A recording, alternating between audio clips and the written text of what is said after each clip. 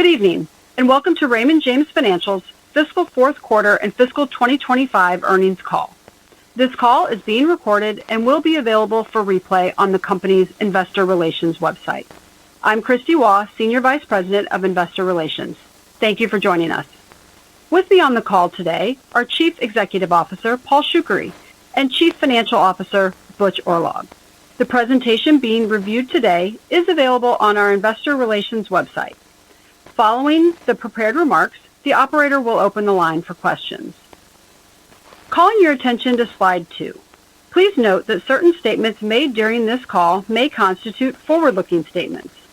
These statements include, but are not limited to, information concerning future strategic objectives, business prospects, financial results, industry or market conditions, anticipated timing and benefits of our acquisitions, and our level of success in integrating acquired businesses, anticipated results of litigation and regulatory developments, and general economic conditions.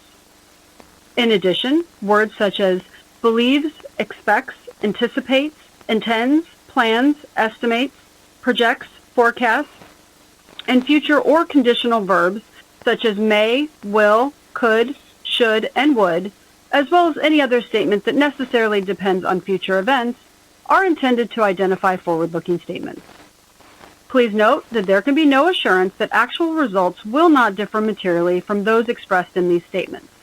We urge you to consider the risks described in our most recent Form 10-K and subsequent Forms 10-Q and Forms 8-K, which are available on our website. Now, I'm happy to turn the call over to CEO Paul Shoukry. Paul? Thank you, Christy. Good evening. Thank you all for joining us. I'm very pleased to report record results for both the fiscal fourth quarter and fiscal year 2025 this evening. And while the financial results are critically important, it's more than just numbers to us.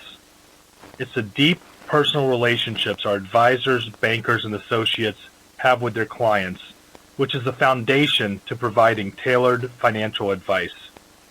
It's the long-standing values of the firm, always putting clients first, making decisions for the long term, having integrity, and valuing independence, which guide all of the decisions that we make.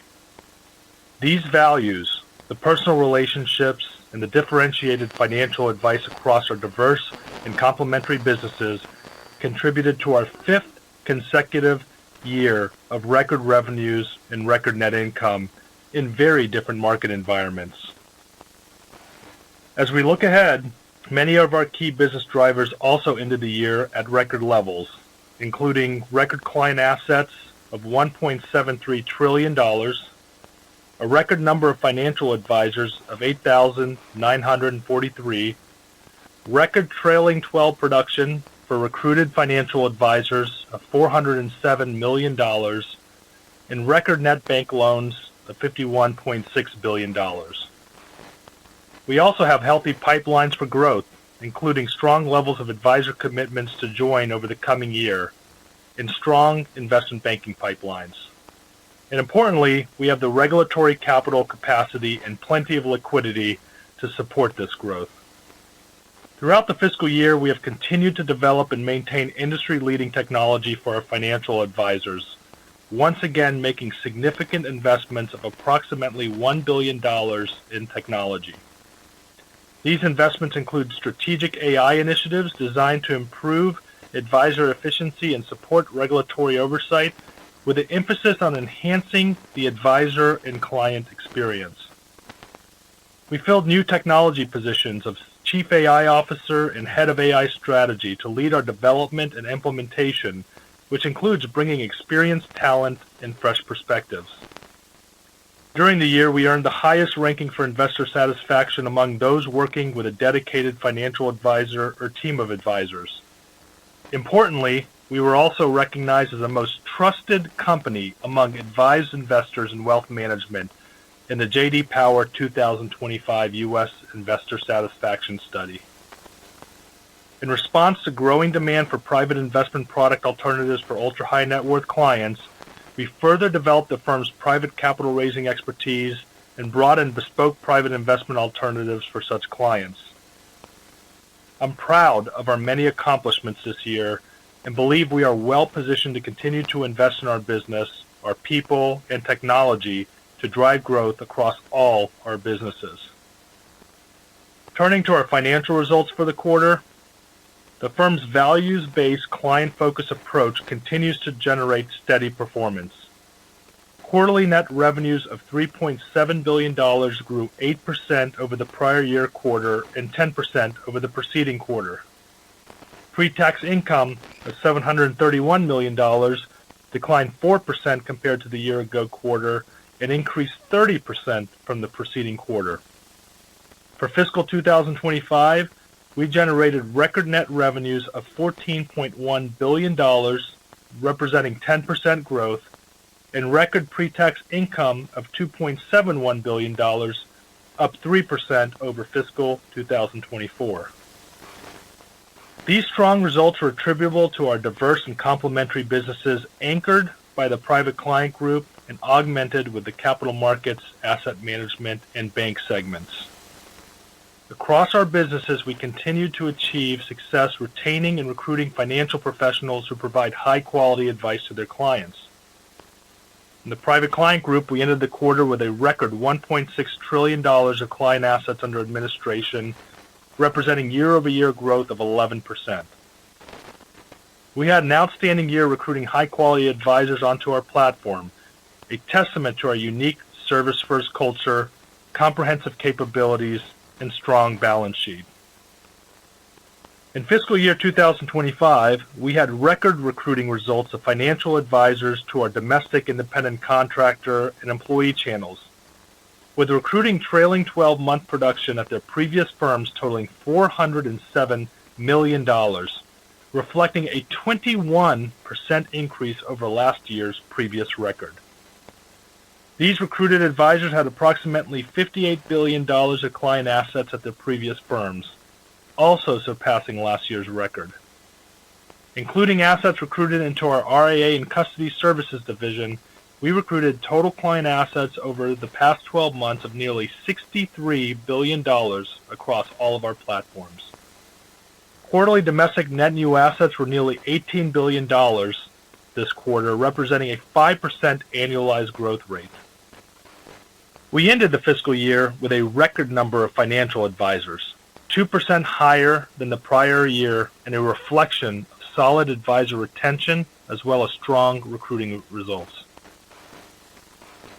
Based on a robust advisor recruiting pipeline and strong level of commitments to join in the coming quarters, we continue to be optimistic about our momentum and growth. Our best of both worlds value proposition, where we offer a unique combination of an advisor and client-focused culture coupled with leading technology and solutions, continues to resonate with advisors across all of our affiliation options.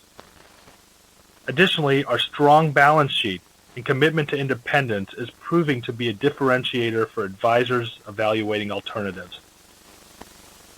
To continue retaining and attracting the best advisors, we continue to make investments in our platform and offerings. For example, our Private Wealth Advisor Program offers education, training, and accreditation, along with enhanced capabilities and product solutions. This enables advisors to meet the needs of their most sophisticated clients and create significant value for our advisors who progress through this rigorous program. We continue to make investments and implement solutions to automate and streamline processes, which in turn frees associates and advisors to do what they do best, which is to engage in human-to-human and deepen personal relationships, add more value, and importantly, have more capacity to grow their businesses by attracting new clients. The capital markets segment delivered strong results in the fourth quarter, achieving revenues that represented the third highest level on record, surpassed only by those observed during the pandemic period. This strength demonstrates the potential resulting from the strategic investments we have made in this segment over the past few years. And the fourth quarter results were underpinned by solid performance throughout all of our capital markets businesses. Looking ahead, the investment banking pipeline remains strong. We are confident that we are well positioned with motivated buyers and sellers, along with deep expertise across the industries we cover. We remain committed to continuing to enhance the platform by broadening and deepening our capabilities, whether through strategic hiring or acquisitions. For example, over the past 2 years, we've hired a number of experienced public finance investment bankers, which provided us growth opportunities across a number of domestic markets. We began to realize the returns of some of those investments as evidenced by our fourth quarter results. As it pertains to acquisitions, we recently announced the acquisition of GreensLedge, a boutique investment bank recognized for its expertise in structured credit and securitizations, in a transaction we anticipate should close later this fiscal year. Notably, GreensLedge differentiates itself with deep relationships and expertise while operating on a balance sheet light model. In the asset management segment, net inflows into managed fee-based programs in the private client group were strong during the quarter, annualizing at over 7%, and reflect the complementary impact of being able to offer high-quality investment alternatives to our financial advisors, as well as growth resulting from our successful recruiting efforts. In the bank segment, loans ended the quarter at a record $51.6 billion, primarily reflecting robust 22% annual growth in securities-based lending balances, yet another synergistic impact from our growing private client group business, as we are able to deploy our strong balance sheet in support of the clients. Importantly, the credit quality of the loan portfolio remains strong. Turning to capital deployment, our long-standing priorities have remained unchanged, and that starts with investing in growth, first organically and complemented with strategic acquisitions.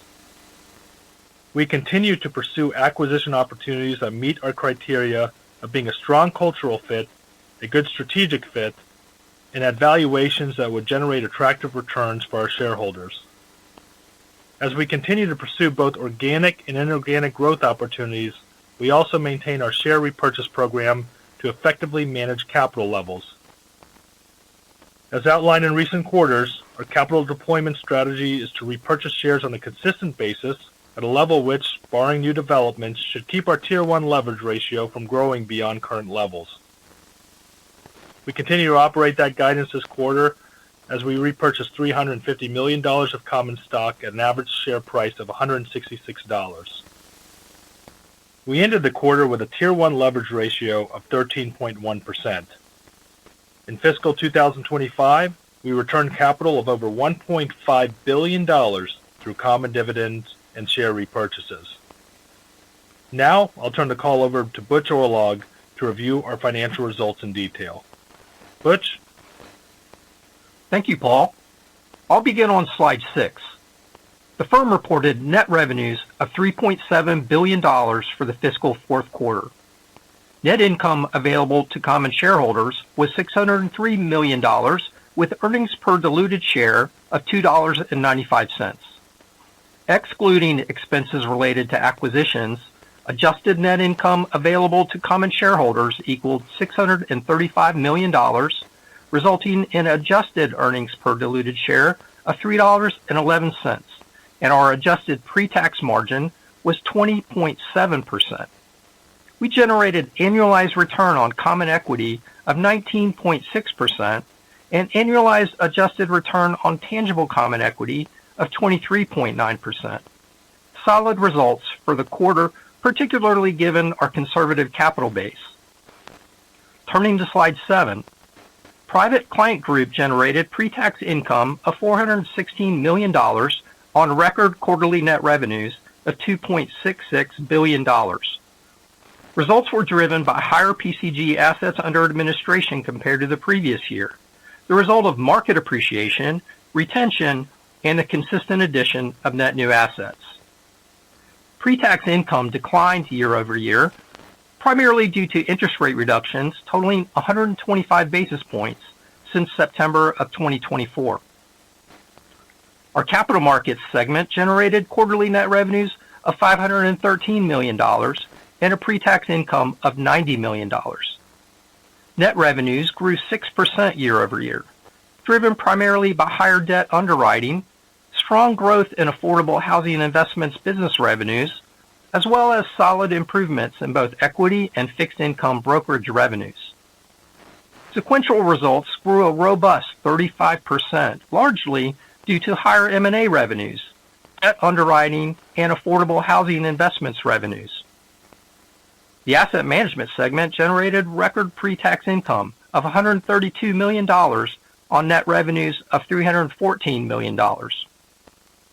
Results were largely attributable to higher financial assets under management compared to the prior year quarter due to market appreciation over the 12-month period and strong net inflows into PCG fee-based accounts. We had strong net inflows of approximately $3.6 billion, or 7.3% annualized growth rate, into managed programs on our platform. The asset management segment generated record revenues and pre-tax income in the fiscal year. The bank segment generated net revenues of $459 million and pre-tax income of $133 million. On a sequential basis, the bank segment net interest income was up slightly, primarily driven by continued loan growth. The September 2025 rate cut had minimal effect on our fourth quarter. Turning to consolidated revenues on slide 8. Fourth quarter net revenues grew 8% over the year-ago period and 10% sequentially. Asset management and related administrative fees of $1.88 billion grew 13% over the prior year and 8% over the preceding quarter. Record PCG fee-based assets equaled $1.01 trillion at quarter end, up 15% year over year and 7% over the preceding quarter. As we look ahead, we expect fiscal first quarter 2026 asset management and related administrative fees to be higher by approximately 6.5% over the fourth quarter level, driven by higher PCG assets and fee-based accounts at quarter end. Brokerage revenues of $616 million grew 8% year over year, mainly due to higher PCG revenues. Investment banking revenues of $316 million were nearly flat with the year-ago quarter and increased 49% sequentially. The sequential increase was driven by significant increases in M&A and advisory revenues, along with robust results in debt underwriting, which were in part from large private placement transactions, where frequency and magnitude are unpredictable, as well as an increase in public finance activity in the quarter. Affordable housing investment results, reported in other revenues, grew $25 million sequentially in what is typically a seasonally strong fiscal fourth quarter, but also reflected a 19% increase in fiscal year revenues, demonstrating continued growth of the business. Moving to slide 9.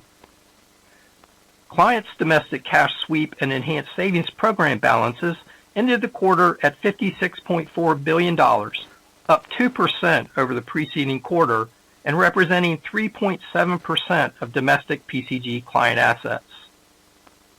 Balances increased $2.2 billion, or 4%, in the month of September, growing nicely after fee billings had resulted in anticipated decreases earlier in the quarter.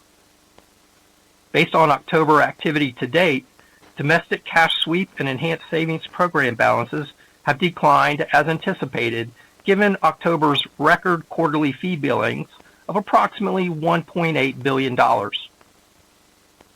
Turning to slide 10, combined net interest income and RJBDP fees from third-party banks was $653 million, down slightly from the prior quarter.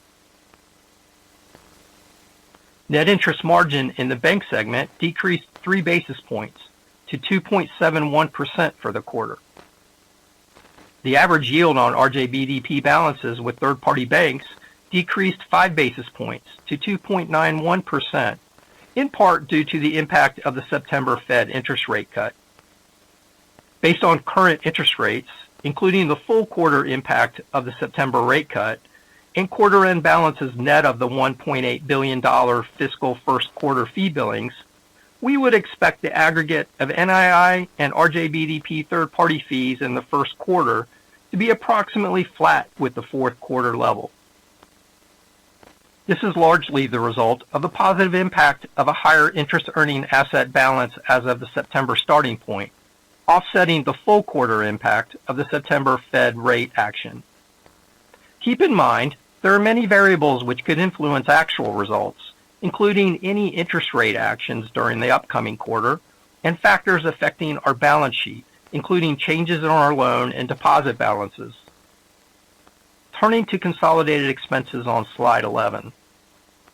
Compensation expense was $2.39 billion, and the total compensation ratio for the quarter was 64.2%. Excluding acquisition-related compensation expenses, the adjusted compensation ratio was 64.0%, better than the 65% target level we shared at our Investor Day. In fiscal year 2025, adjusted compensation expense included the amortization of transition assistance provided to recruited advisors and other retention awards to existing advisors in the aggregate amount of $355 million, representing an increase of approximately 11% compared to fiscal 2024. Non-compensation expenses of $602 million increased 11% over the year-ago quarter. A large portion of these costs support firm-wide growth initiatives, such as advisor recruiting, professional fees associated with investment banking activity, and higher investment sub-advisory fee expense. For the fiscal year, consistent with our prior guidance, we achieved full-year non-compensation expenses of approximately $2.1 billion, excluding the bank loan provision for credit losses, unexpected legal and regulatory items, and non-GAAP adjustments presented in our non-GAAP financial measures. A strong result, given our continued investments in technology, as well as the higher growth-related costs we incurred. We remain committed to investing to support growth across the business while maintaining discipline over controllable expenses. On slide 12, we provide key credit metrics for our bank segment. We grew loans during the quarter by 3%, primarily in support of our clients, with this loan growth continuing to be led by our securities-based loans, which grew 22%, and residential mortgage loans, which grew 9% over the year. These two loan categories represent nearly 60% of our total loan book, reflecting 38% and 20% of the total. The credit quality of the loan portfolio remains strong. Criticized loans as a percentage of total loans held for investment were 1.28% at quarter end, and non-performing assets remained low at 29 basis points of bank segment assets. The bank loan allowance for credit losses as a percentage of total loans held for investment ended the quarter at 88 basis points. The bank loan allowance for credit losses on corporate loans as a percent of corporate loans held for investment was 1.88%. We believe the total allowance represents an appropriate reserve, but we continue to closely monitor economic factors that may affect our loan portfolios. Slide 13 represents the pre-tax margin trends for the past 5 quarters, highlighting the stability and strength of our diversified businesses in consistently achieving strong margins. During the fiscal fourth quarter, the adjusted pre-tax margin reached 20.7%. For the full fiscal year, we attained an adjusted pre-tax margin of 20%, successfully meeting our target margin objective. On slide 14, at quarter end, our total assets were $88.2 billion, a 4% sequential increase, resulting primarily from loan growth and higher corporate cash balances. We continue to have strong levels of liquidity and capital. During the quarter, to take advantage of a favorable market environment reflecting very tight credit spreads and attractive benchmark yields, the firm issued $1.5 billion of senior notes with a mix of 10-year and 30-year maturities, as well as amending and extending the maturity of the revolving credit facility. These actions resulted in additional liquidity on hand for deployment in our growth and to meet client needs, as well as providing additional capacity in our committed borrowing facility should the need arise over the next 5 years. RJF corporate cash at the parent ended the quarter at $3.7 billion, $2.5 billion over our target level of $1.2 billion, an increase over the prior quarter level resulting from the proceeds of the senior notes offering. Our capital levels provide significant flexibility to continue being opportunistic in our pursuit of strategic acquisitions and to invest in organic growth. With a Tier 1 leverage ratio of 13.1% and a total capital ratio of 24.1%, we remain well above regulatory requirements with approximately $2.6 billion of excess capital capacity to deploy before reaching our targeted Tier 1 capital ratio of 10%. The effective tax rate for the quarter was 17.4%, reflecting the favorable impact of non-taxable corporate-owned life insurance gains and the favorable resolution of certain historical tax matters in the quarter. Looking ahead, we estimate our effective tax rate for fiscal 2026 to be approximately 24 to 25%. Slide 15 provides a summary of our capital actions over the past 5 quarters. Through the combination of common dividends paid and share repurchases, we returned over $450 million of capital to shareholders during the quarter and more than $1.5 billion over the fiscal year. Additionally, in other debt capital actions, in August, we utilized nearly $100 million of liquidity to redeem our outstanding subordinated notes. We maintain our long-term commitment to operating our businesses at capital levels consistent with established targets. I'll now turn the call back to Paul for some final remarks. Thank you. As we enter fiscal 2026, we are more confident about our competitive positioning and path forward than we have ever been. While in some ways there's more competition in our space, we are confident that our long-standing approach is becoming increasingly differentiated and unique. We are focused on the long term and providing a stable platform for our advisors, bankers, and associates, whereas so many of our competitors are increasingly looking for an exit in 3 to 5 years or even less. We attract and retain financial advisors with our unique culture, leading service, and robust platform, whereas many of our competitors compete with the largest check. We value independence to foster an environment where our advisors can provide objective advice to their clients, whereas many of our competitors change their comp plans every year to cross-sell more bank products. We are focused on sustainable growth and quality over quantity, whereas many of our competitors are focused on growth at all costs. We strive to maintain a strong balance sheet with strong levels of capital and liquidity, whereas many of our competitors have significantly higher levels of leverage. As I said at the beginning of the call, this is way more than just numbers to us. We deeply value the personal relationships that we are so blessed to create in our business. We are confident our tried and tested approach will continue to endure in both good times and more challenging times, and help us deliver on our vision of being the absolute best firm for financial professionals and their clients.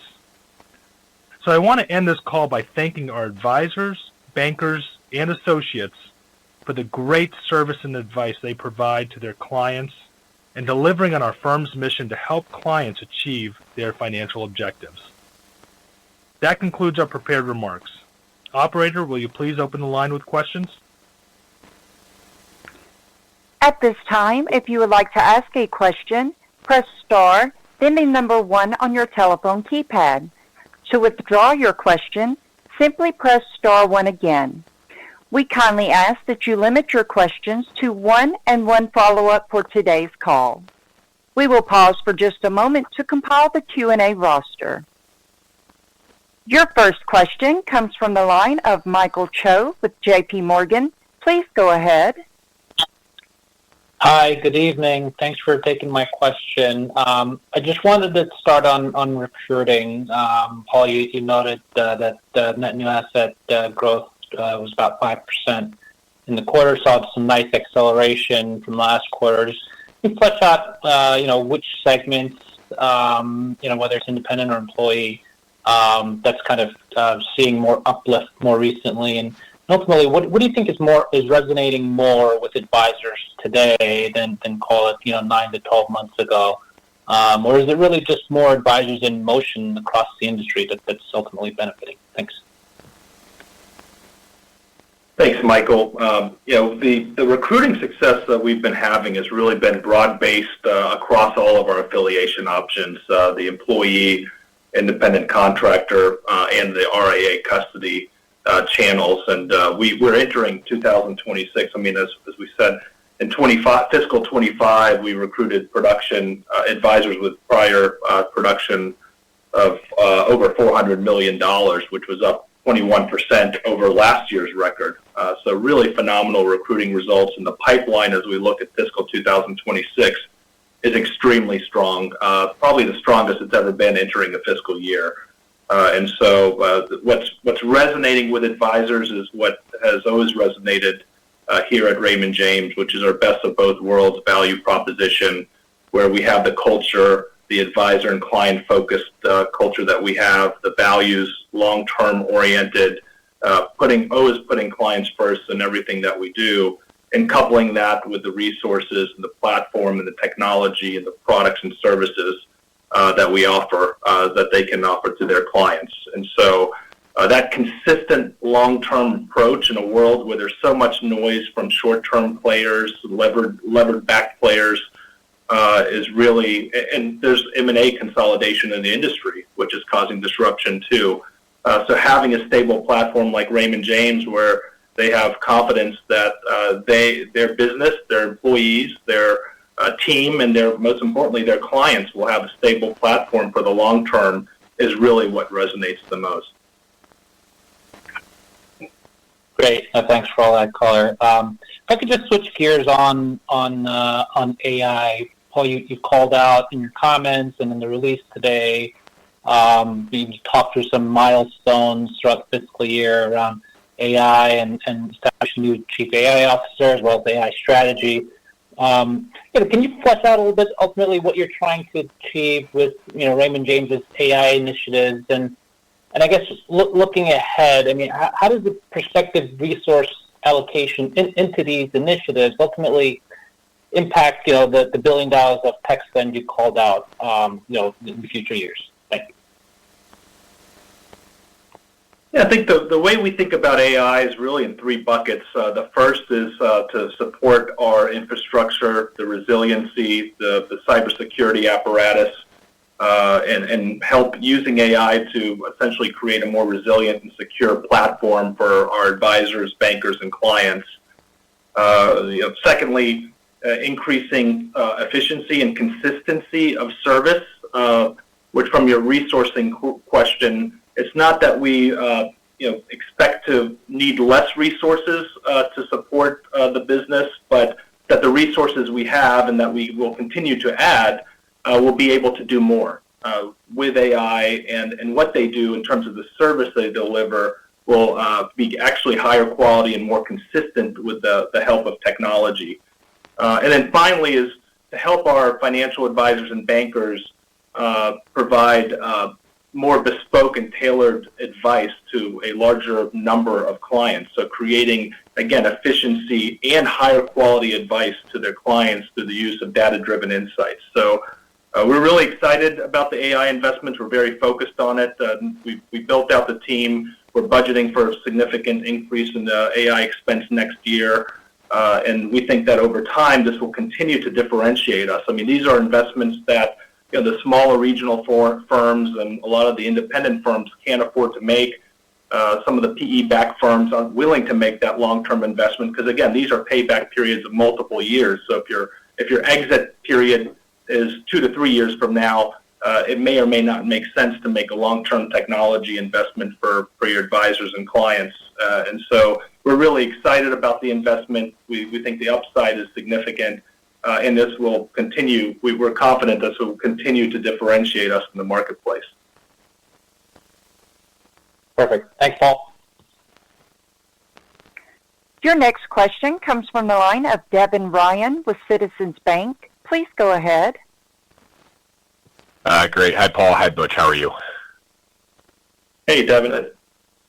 I want to start with one on loan growth. Obviously, been a really nice story for you. A lot of it's been coming from securities-based loans recently, but you did see a little bit of residential mortgage growth and even C&I growth sequentially in the quarter. So, as we start to see interest rates moving lower from here, just curious what you're expecting in terms of demand and opportunity there, and whether you expect SBLs could actually maybe accelerate as rates come down, and then also kind of expectations for some of these other categories. Could they become more interesting or just see more demand? Just you really ultimately just trying to get a sense of the pace expected. Can you keep this up or even accelerate? And then what the mix of growth might look like. Yeah, our expectation continues to be in a lower rate environment, and also with the growth of our private client group business, that the securities-based loan category will continue to be the highest growth category, as it has been for the past several years now. It's over 60% of our loan balances between that and mortgages. So we will continue, I think, to shift more of the balance sheet to support the private client group business, both through securities-based loans and through residential mortgages. And we think a lower rate environment will drive more demand and potentially accelerate demand there. It's up 22% year over year, and we think with lower rates that can actually accelerate. Got it. Okay, that's great. And then just a follow-up here.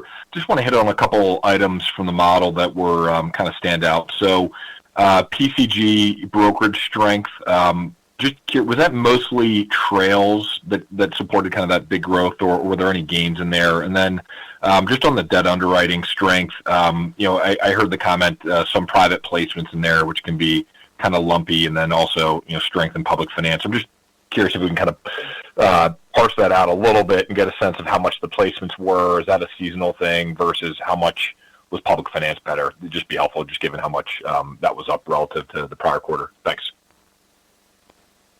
Yeah, thanks. So as it relates to the brokerage revenues and the PCG side, you'll notice that there was an acceleration, 7% growth over the prior year quarter, and 14% growth over the preceding quarter in insurance and annuity products. We saw a spike in those, driven primarily by clients in anticipation of rate cuts and rate cutting environment, trying to lock in some annuity pricing. So I would say that was outsized in the PCG area. And then as it relates to on the debt underwriting side, we had a significant quarter in debt underwriting, both in public and in private debt underwriting. And we did mention that on the private debt underwriting side, we had a couple large transactions that drove some of that increase. But what we're seeing is growth in those in our capacity and to capture the market opportunities that exist on debt underwriting. So we did have some couple large transactions, but we do continue to grow our capacity to service our clients in that area, and this quarter kind of reflects the capacity that we brought on to be able to do that.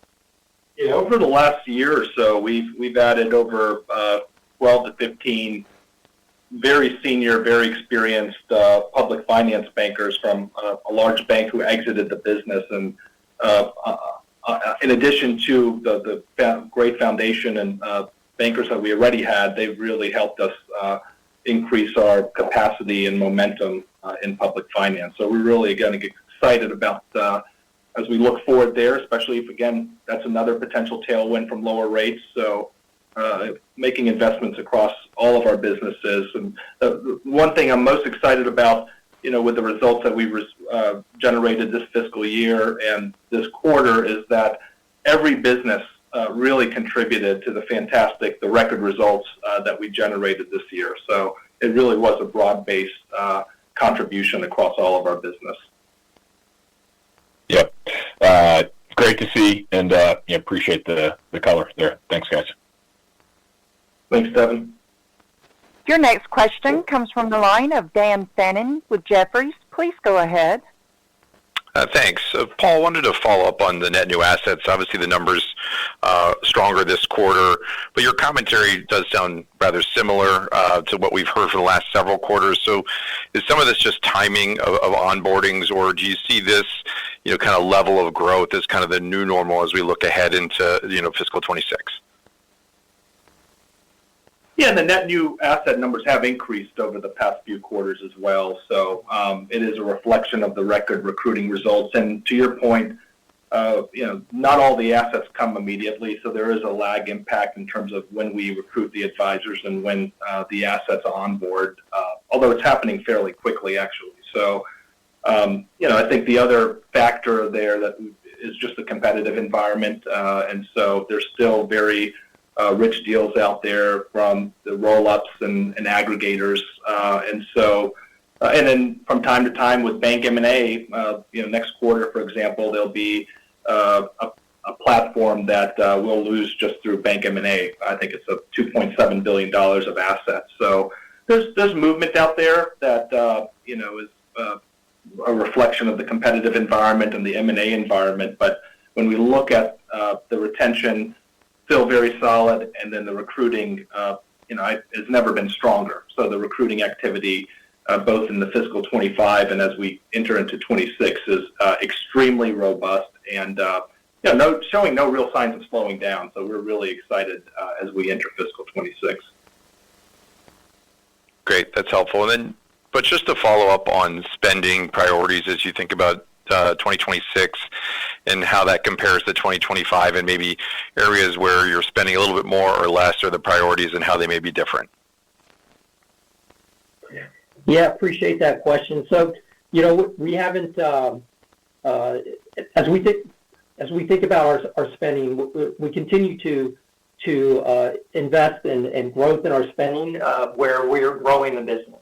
So we have some additional incremental spend occurring in areas such as recruiting and investment, sub-advisory, fee expense, the latter being associated just with growth in assets, and the recruiting is a cost associated with the successful recruiting efforts. So we're going to have incremental costs, and then of course we're always committed to continue to invest in technology, and that continues to be a very high priority area. As we already mentioned our commitment level, including AI, and that will continue has been a priority of ours, but we believe it's a differentiator, and it will continue to be a priority for us as we move forward. So we're very focused and disciplined on managing the controllable expenses, and then the growth oriented investments will occur as we continue to grow. We have such a unique opportunity to continue growing in each one of our businesses, and we are a growth firm. So what you heard Butch say is that we're going to continue to invest heavily in growth to take advantage of this unique opportunity to continue gaining market share and providing more resources for financial professionals to provide differentiated, tailored advice to their clients across all of our businesses. So some of the recruiting, for example, we're going to start breaking out next quarter the upfront money amortization that hits the compensation expense in the private client group business, because just this year, for example, we recruited advisors that had $400 million of production at their prior firms. I mean, that's about a medium-sized acquisition in our industry, and we're doing it one by one, and all of the consideration is going to a retentive benefit versus doing an acquisition where only a relatively small portion goes to retention, and most of it goes to a seller. And so what we want to do, if we did an acquisition, we would non-GAAP that expense. Of course, we're doing it one by one, which is much superior in terms of the retention and the recruiting one by one, making sure they really fit on the platform. So while we won't non-GAAP that amortization, we will break it out for all of you to see because it is an investment in the future that is worth calling out. Understood. Thank you. Your next question comes from the line of Bill Katz with TD Cowen. Please go ahead. Okay, thank you very much. I apologize for hoarse voice, a little under the weather. Maybe just starting on the opportunity on the earning asset side, I was wondering if you could talk about how you might fund some of that growth. Would you look to maybe bring some of the third-party sweep deposits back onto balance sheet, run off some of the investment securities portfolio, or how to think about that interplay? Thank you. Yeah, all of the above, Bill. We have plenty of capacity with third-party banks, so we'll be able to bring that on balance sheet to fund growth. We also can continue to a certain extent running down some of the securities portfolio. And then we have a very diversified funding apparatus where we can gather deposits both at through the Private Client Group, Raymond James Bank, and Tri-State Capital Bank. Have very substantial treasury management capabilities and depository capabilities to diversify our funding sources. So we have ample funding capabilities and are stand ready to support continued growth going forward. Okay, and then just as a follow-up, just coming back to expenses for a moment, seems like a big theme going into New Year. Can you help us maybe ring fence us a little bit of any kind of guidepost for non-operating expense or any kind of targeted pre-tax margin as you look ahead, maybe pre-provision, pre-tax margin? Thank you. The last guidance we put out in our Analyst Investor Day was that we want to generate pre-tax margins of over 20%, which we were able to do this fiscal year. We'll update that target as appropriate in the next Analyst Investor Day sometime in the May-June period. But in the meantime, that target stands. And being able to do that with the level of growth that we're experiencing is just truly phenomenal because not only are we growing, but what we're also doing and we're also focused on is ensuring that we're providing extremely good service to our existing advisors, bankers, and clients. And so doing that while also investing in technology, which is increasingly differentiating us from our competitors, particularly the smaller regional competitors who just can't afford to make the investments in the technology, and some of the independent competitors as well. We're really excited about being able to deliver over a 20% margin with our growth profile. Thank you very much.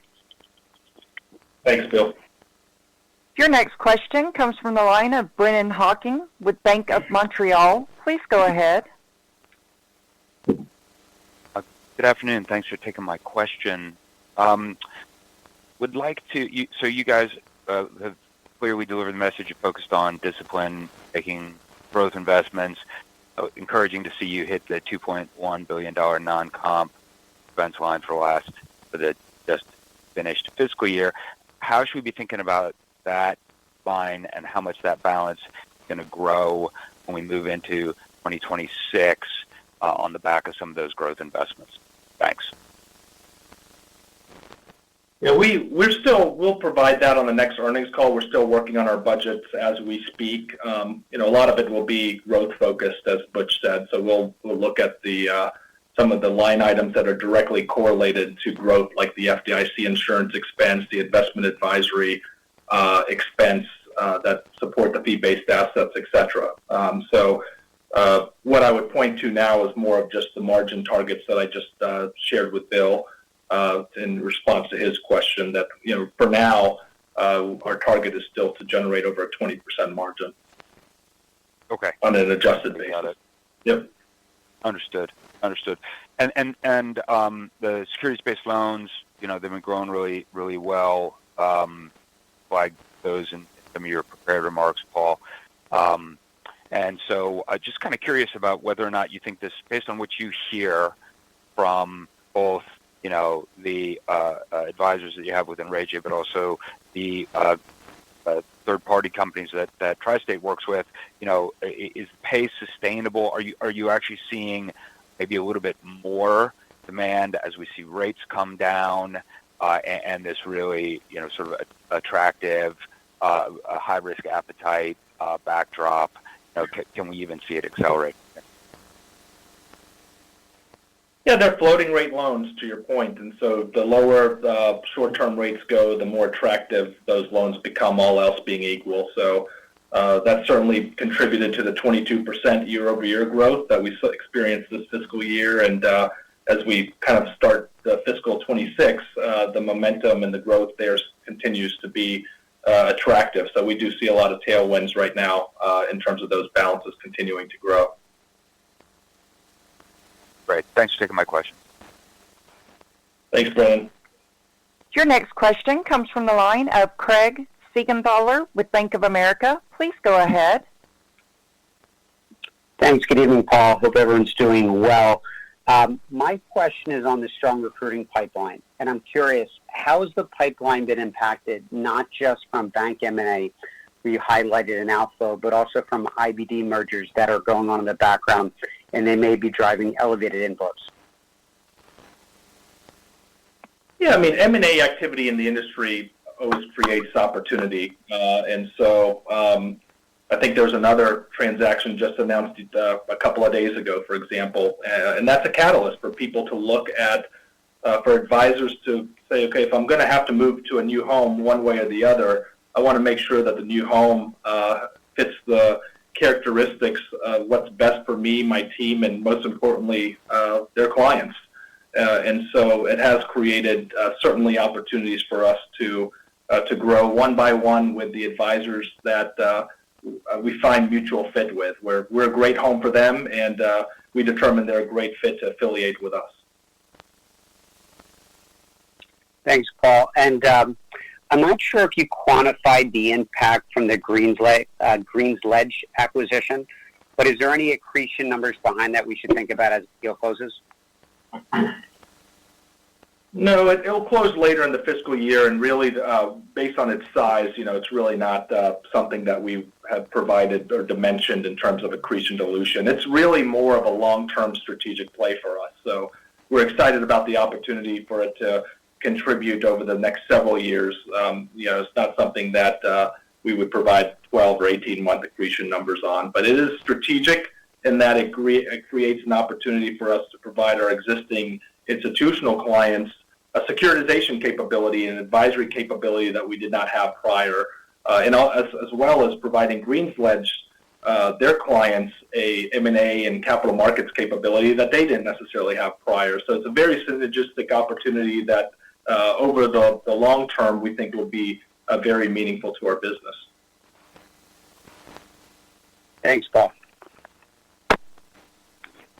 Your next question comes from the line of Alex Blostein with Goldman Sachs. Please go ahead.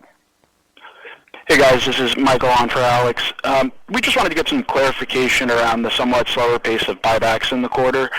Specifically, was this related to Greensledge's acquisition in the quarter, or should we take it as a signal that maybe there's something bigger that's imminent? Hey, so appreciate that question. There were we did purchase pretty consistently throughout the quarter. There were a couple pauses, a couple periods during the quarter, but that we paused the buybacks. One was related to the senior note offering, and that was really the item that caused us to pause during the quarter.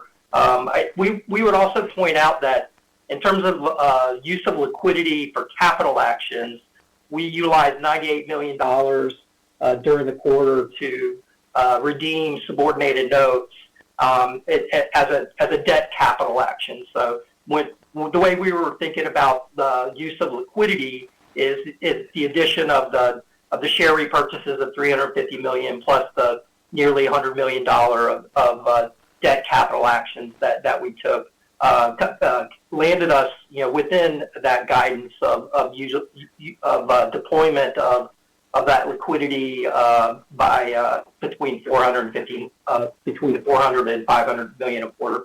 And that target has not changed. So, it doesn't necessarily mean we'll hit it exactly every single quarter, but 350 million of repurchases was still meaningful, and we're not changing our target to buy 400 to 500 million a quarter going forward. Got it. That's helpful. And then just based on some of the earlier remarks, it does sound like you guys are gearing to do additional M&A still. Maybe can you expand on some of the financial parameters, the criteria that you guys would look for a larger size deal, and then specifically a timing of accretion or anything else you're willing to share? Thanks. Yeah, the criteria for a larger size deal is actually very consistent with the criteria for a small deal, or even recruiting a team of financial advisors, and that is that it has to be, most importantly, a good cultural fit with the organization. We're in the people business, and the people that we have are representatives and ambassadors of the firm in one way, shape, or form, and so having a good cultural fit is so critical to it being accretive over the long term, both qualitatively and quantitatively. And then if it's a good cultural fit, and only if it's a good cultural fit, will we look at the strategic fit, and where we really want 1 + 1 to give us something greater than 2.